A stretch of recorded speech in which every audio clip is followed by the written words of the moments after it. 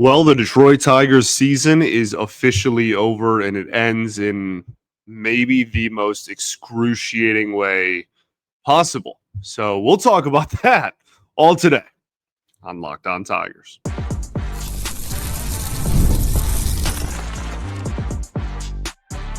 You are Locked On Tigers, your daily Detroit Tigers podcast. Part of the Locked On Podcast Network, your team every day. What is up, everybody? Welcome back to another edition of Locked On Tigers. I'm, of course, your host, Scott Bentley. Today is Saturday, August 11th, 2025. Thank you so much for making Locked On Tigers your first listen every single day. We are free and available wherever you get your podcasts, including YouTube, part of the Locked On Podcast Network, your team every single day. Today's episode is brought to you by FanDuel. Right now, new customers can bet just $5, and if your bet wins, you'll get $300 in bonus bets to use across the app. Download the app today. Happy Saturday, everybody. I'm not sure it's very happy if you're tuning into this as a Tigers fan. Don't have too many Saturday shows in my 4.5 years or whatever it is now at this program. But didn't have I was just going to preview a game for half an hour. I'd rather do this. I'd rather, win or lose, talk about the result of the game afterwards. So that's why we're here on Saturday discussing a 3-2 loss at the hands of the Seattle Mariners in Seattle after 15 innings of excruciatingly painful baseball. And the Tigers season is over. They're eliminated from the ALDS. Obviously, series was 3-2 in favor of Seattle, and the season is now over. First thought, I really don't know if this episode is going to read like a actual analysis or if it's just going to sound more like a think piece and I'm just going to ramble for half an hour, but we'll see. The slow bleed out that was a historic collapse in the AL Central leading to a 15 inning loss in a winner take all game in the ALDS is just the most devastating and frustrating way that this season possibly could have ended. I'm going to try my best to focus on just this game and this season. For better or for worse, like this is an all-time baseball game that deserves at least one episode where it's the only focus. You know what I mean? I don't want to, like, the season ends and we immediately just start looking ahead at 2026. But this game was a microcosm of the second half of the season, right? The offense stunk. The heart of the order was awful. Tarik Skubal dominated. And the bullpen was paper thin. Is that not how you can describe every single game from, like, the trade deadline on? From last offseason, last winter, through the deadline this year, the only, I don't know, like the only bat, I guess, that you added was Gleyber Torres, and in the second half, he struggled. I mean, we'll go through everybody. Riley Greene, terrible at-bats. Spencer Torkelson, brutal at-bats. Like, it just feels like that is how you can describe every single game from the trade deadline to today.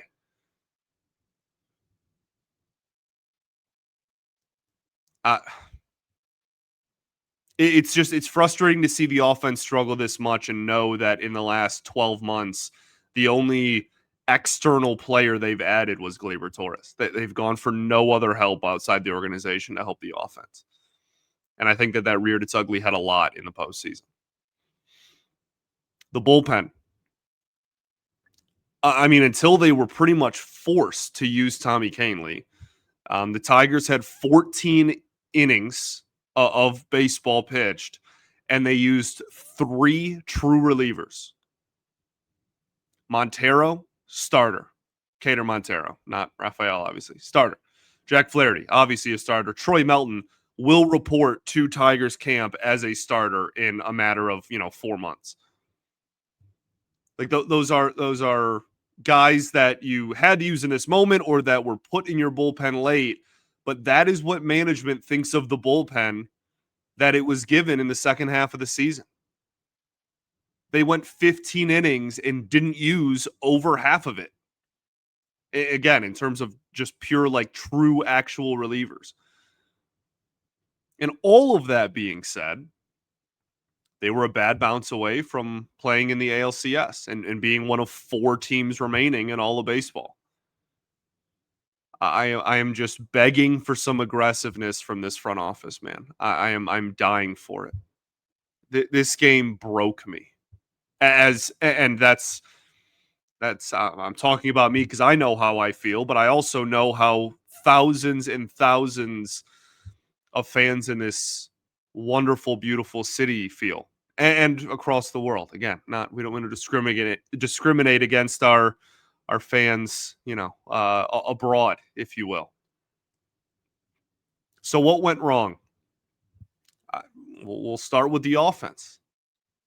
2 runs in 15 innings. Gleyber Torres, Riley Greene, Spencer Torkelson, Colt Keith combined for 0 for 23 with 10 strikeouts. There was 2 walks thrown in there, one by Gleyber and then an intentional walk to Riley Greene, not even like an earned walk. And then Colt Keith got hit by a pitch. That is your 2, 3, 4, and 5 hitter. It's not just like, oh, your number 3 didn't do well, or oh, your 3 and 4 struggled. That is 2 through 5. That is half of your lineup. And on paper, the top half, like the better half of your lineup, in a winner-take-all elimination game, did not record a single effing hit, man. That is mind-boggling. And not only in a winner-take-all game, in a winner-take-all game that went 15 innings, they all had 6 plate appearances, dog. 0 for 23. So we'll talk about some decisions that AJ made in terms of bullpen management. We'll talk about Tarik Skubal. We'll talk about Tommy Kahnle. We'll talk about the pitchers that were used and whatever. I don't give a flying, flapping fudge, dude. Your 2 through 5 went 0 for effing 23. I really wish I could cuss right now. Golly. This is how incompetent and honestly not even incompetent. This is how not respected this Tigers lineup was in this game. Okay, straight up not even respected at a professional, like, major league level. In an elimination game, it's win or go home. The Mariners' game plan on the mound was quite literally, no matter who's up, I don't know, guys. Let's just only throw sliders and just see what happens. They're experimenting in an elimination game, and it worked. Nobody outside of Kerry Carpenter could hit anybody. And they only threw sliders. They threw over 100 sliders in this baseball game. That is unfathomable. This team hit fastballs really well for most of the year, and not a soul consistently hit secondary stuff. None of them. And that's like over a larger sample size, that's like Carpenter included, right? Like that's just everybody. And obviously he's exempt from any criticism in this baseball game. Just awful, man. I hate to be the bearer of bad news here, okay? I really hate to be the one to tell you this, but you don't have that good of a lineup if nobody can hit non-fastballs. I hate to break it to you. If a Major League Baseball team can literally just go on the mound and be like, well, let's just throw anything that's not a fastball and win. And I mean, the pitching dominated Detroit. right? The offense was terrible. The only reason this game went 15 was because of the Tigers pitching. It's not just sad or frustrating or even disappointing. It is pathetic. That is mind-boggling to me. That in the biggest game of the year, that your opponent was able to just do that.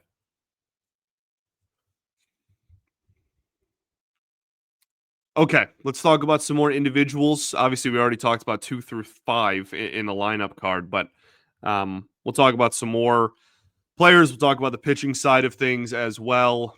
Then we'll kind of summarize this whole thing, as a whole. We'll do all of that right after this. First, though, got to talk to y'all about our friends over at FanDuel. The NFL season is here. Now you can kind of officially say that with baseball season ended here in Detroit. And FanDuel has an offer you won't want to miss. Right now, new customers can bet just $5 and get $300 in bonus bets if you win. That's right. You pick a bet, put down $5, and if it hits, you'll unlock $300 in bonus bets to use across the app. There's so many great features. I love how FanDuel gives me so many ways to play. I've built parlays, tried player props, and even followed the live lines during games. It makes watching football even more exciting when you've got a little something riding on the action. So whether you're a casual fan or love diving into the stats, FanDuel makes the game day experience so much better. So what are you waiting for? Visit FanDuel.com to download the FanDuel app today and get started. All right, everybody, welcome back here. Segment 2, Locked On Tigers. I appreciate you all so much for tuning in, even after the most devastating loss in recent Tigers memory. We'll be back on Monday, I think. I don't know. Maybe I'm going to just like sleep for 100 hours and I'll see y'all later in the week. But we do not go anywhere in the offseason. I will be here still 5 days a week in your eyes and ears. And yeah, the show goes on, as they say.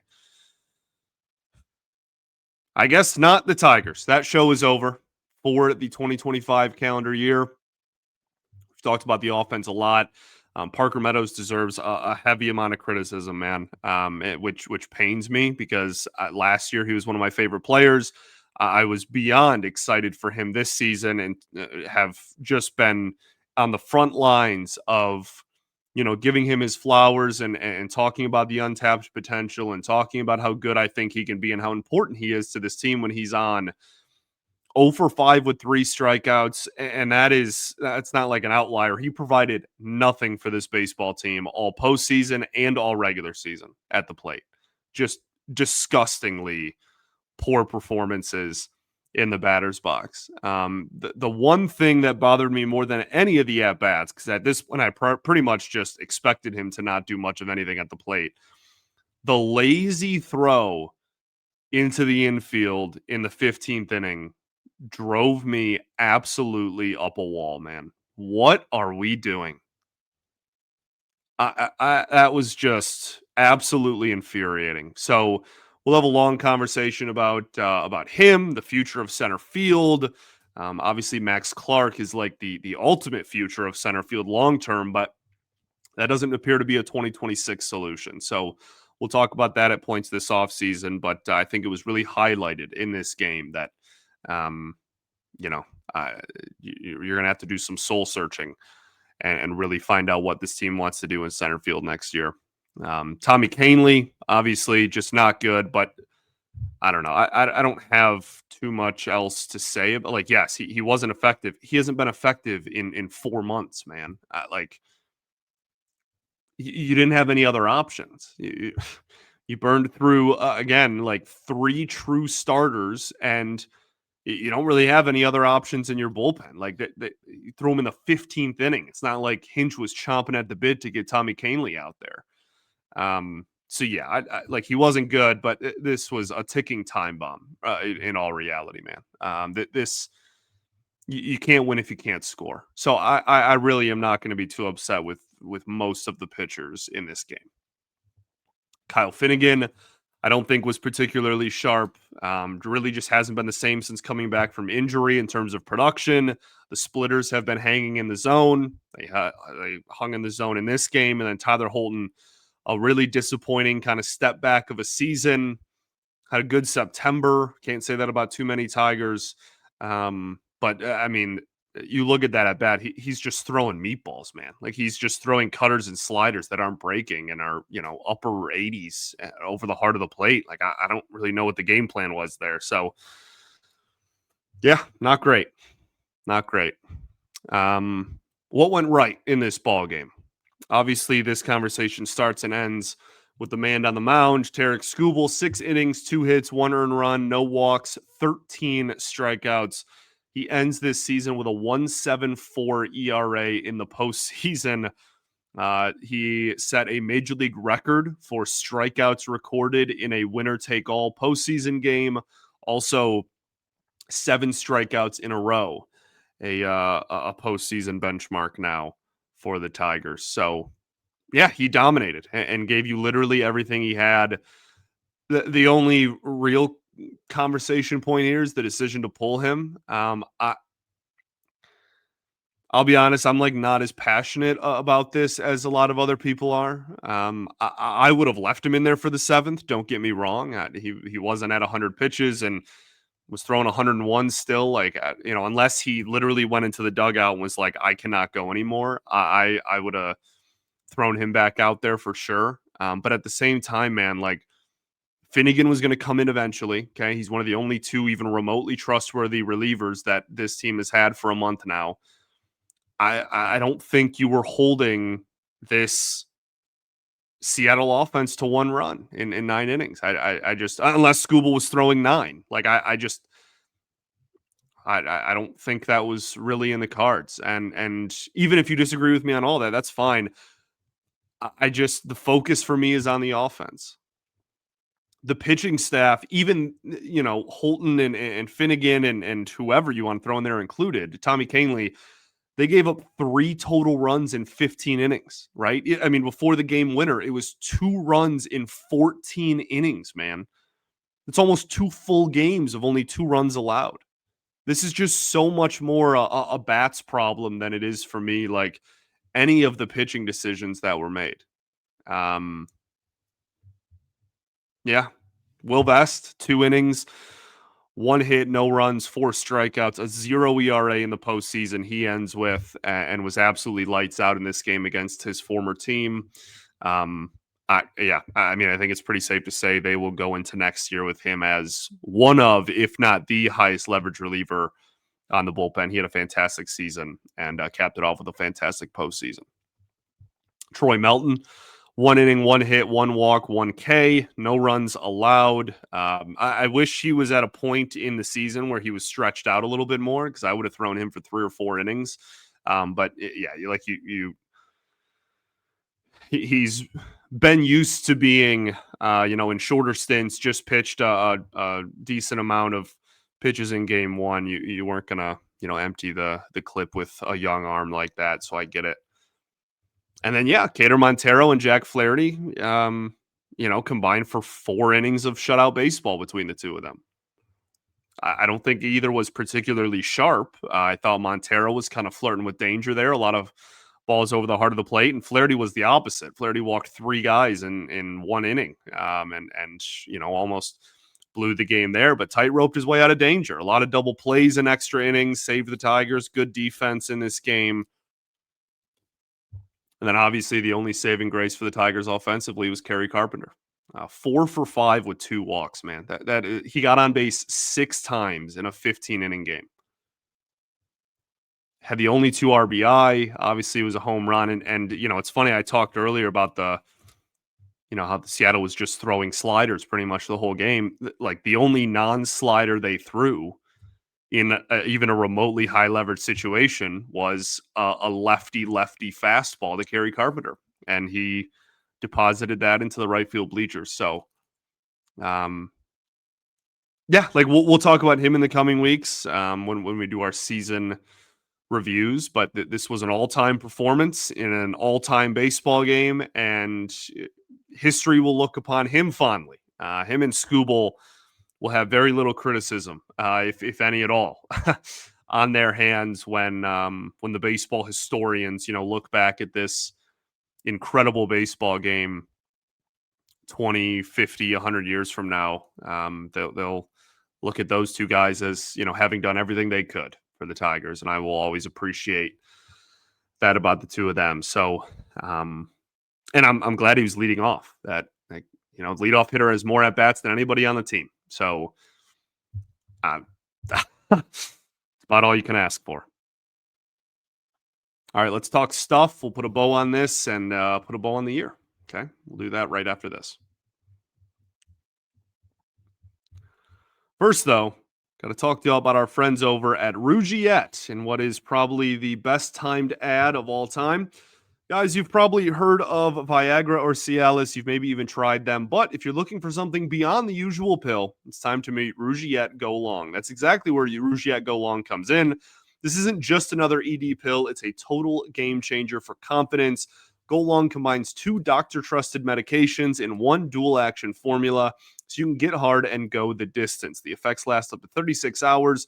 That is confidence all day, all night, and even into the next day. The process is simple. You connect with a board-certified doctor 100% online, and if prescribed, your treatment ships directly right to your door, and if prescribed, your treatment is discreetly shipped as well. So if you are ready to level up your confidence in the bedroom, head to Rougiette.com and use promo code LOCKDOWNMLB for 15% off of your first order. That's Rougiette.com, promo code LOCKDOWNMLB. Make sure you use our code so they know that we sent you. All right, everybody, welcome back here. Third and final segment of the 2025 season before we head into off-season mode here. Stuff. The umpire, I thought, completely blew both of those bunt calls within a span of like 5 minutes. That was the hit by pitch one was awful, man. That is just inexcusably bad. He's offering at the pitch, so I don't. Well, we can start there and I guess end there as well. But it was also clearly a foul ball. That was terrible. And then, 2 bunts later or whatever it was, I think that's a fair ball. I think it bounces behind the plate. It also pretty clearly moves forward. And I think Dingler catches it in fair territory. I have no clue how that was a foul ball either. So, you played a historic game that will be talked about forever in baseball history, really. Like this is up there with some of the most famous non-World Series postseason games that are talked about on a consistent basis that we've ever seen, man. And you're a part of it. And I guess, I don't know, maybe that's cool, but being on the losing side of that really blows. It really sucks. I makes it worse, dare I say. Now anytime anybody brings up this game, and I'm sure it'll be brought up a lot, you're on the losing side of it. And that stings like a mofo. Tip of the cap to the M's, man. I know some people don't like doing that after losses like that. I know we're all like supposed to be angry with them or whatever. I think this is a major tip of the cap to the Mariners. If you would have told me going into this series that Detroit would win 2 non-Skubal starts, I would have guaranteed you the series. I would have put my mortgage. I'm not a homeowner, so not actually, but I would have put my entire bank account on the Tigers winning the series, if not sweeping. Not only do they not do that, but they come out on top and they win 2 games in which Tarik Skubal started. Obviously not his doing, but that they fan base is dying for a winner. They haven't been there in a really, really long time. They have a great fan base. The crowd was awesome in that game, made the environment what it was. Shout out Ty Dane Gonzalez, who does a great job over at Locked On Mariners. Good dude. Wishing him and Seattle the best. And hopefully the Blue Jays series is a fun one. I'll be watching that one through tears. So Godspeed. And now we enter the offseason. Tarik Skubal trade talks will litter the winter months on, I'm sure, this program and in national media. You clearly need some offensive upgrades, man.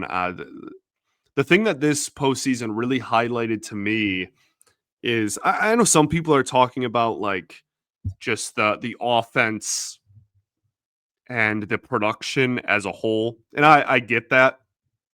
But to me, it's a lot more specific than just, strictly whatever, batting average, OPS, or amount of, hits, whatever, metric you want to use.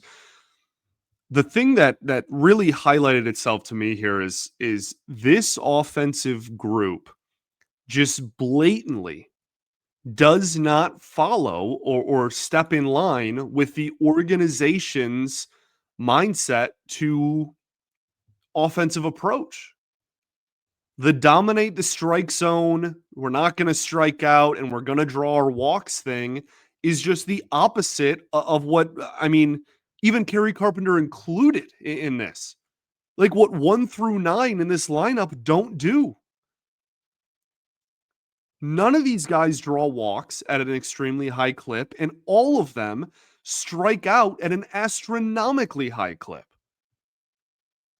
The Tigers just played 8 playoff games and were absolute strikeout machines that barely drew any walks for all 8 games. So what do you do offensively?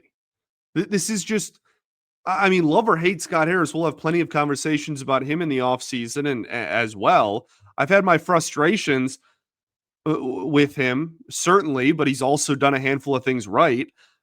This is a weird instance where it's like, who is even, like, they're not playing how the front office wants them to play. Who's, and I guess it's his job to get the personnel that, fits that mold, but nobody in this group does. Love Kerry Carpenter to death, has an OBP under 300 this year, man. And that, Riley Greene, Spencer Torkelson, Cole Keith, like all those guys. You have a lot of holes in the lineup. You have a lot of holes defensively in the field. Glaber's a free agent. Skubal contract extensions, obviously. Trades or nothing. Or you just walk into 2026 with Tarik again, knowing that it's going to be the last year he's on the team. Do we see any prospects in 2026? What does free agency look like for Detroit? The rotation outside of Skubal is a question mark, right? Like, is Melton going to be an everyday starter next year, or every full season rotational piece? Obviously, he's not going to pitch 162 games. Jack Flaherty has an option. The bullpen, I've criticized so much over the last 3 months. Finnegan's a free agent. They need a lot of help back there, man. And for the love of everything, can we get someone who throws hard and gets swing and miss? What a joke, dude. That is completely worthy of criticism by Harris in the front office. This front office is like allergic to velocity in 2025. What are you doing? It's like a basketball team that's like, no, we're not going to shoot threes. Okay, cool, dude. Yeah, certainly that's not what 29 of their teams are doing. Just awful. And then ultimately, obviously, what does 2026 look like? All stuff that we'll talk about this offseason. I want to end with a thank you. I know it's cheesy and corny or whatever, but this is talking about this show specifically, man. This is a dream come true every time I get in front of a microphone. I will never, ever take for granted the fact that we all have a limited amount of time on the planet Earth, right? It's finite. And the fact that anybody chooses to listen to me yap and ramble and over-explain and not get to the point very quickly and probably talk for, minutes more than I should on a topic every single day is just the honor of a lifetime, man. I owe every single person who has ever tuned in to this show quite literally my life. Like, this is all I've ever been passionate about. Teachers were frustrated with me growing up. I had plenty of conversations with my parents growing up who are nothing but unbelievably supportive of this. Both of them have been my entire life. But, that doesn't mean it was always easy. And that doesn't mean there weren't, questions when I was in school and growing up about, where this possibly could take me and what, my adulthood was going to look like and whatever. So I owe everybody that's ever tuned into this my life legitimately. And you all allow me to do this every single day.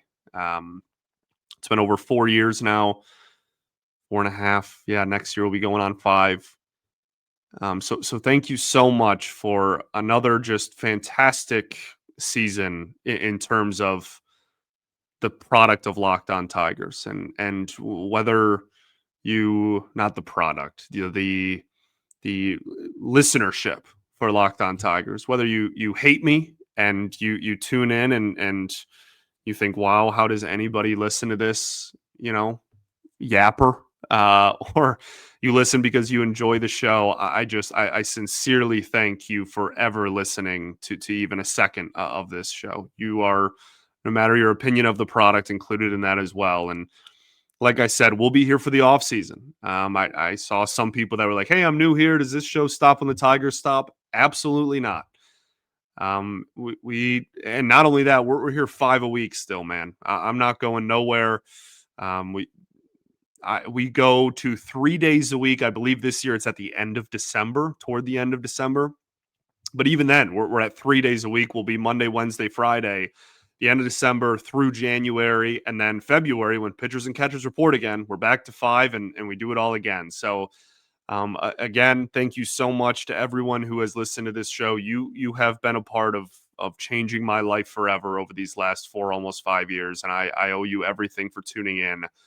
I just love this team. I love this team. I love this city, and every single player, regardless of how frustrating they were to watch, that has ever worn an Old English D, I has a piece of my heart, man. This has been my biggest passion since I had a conscience.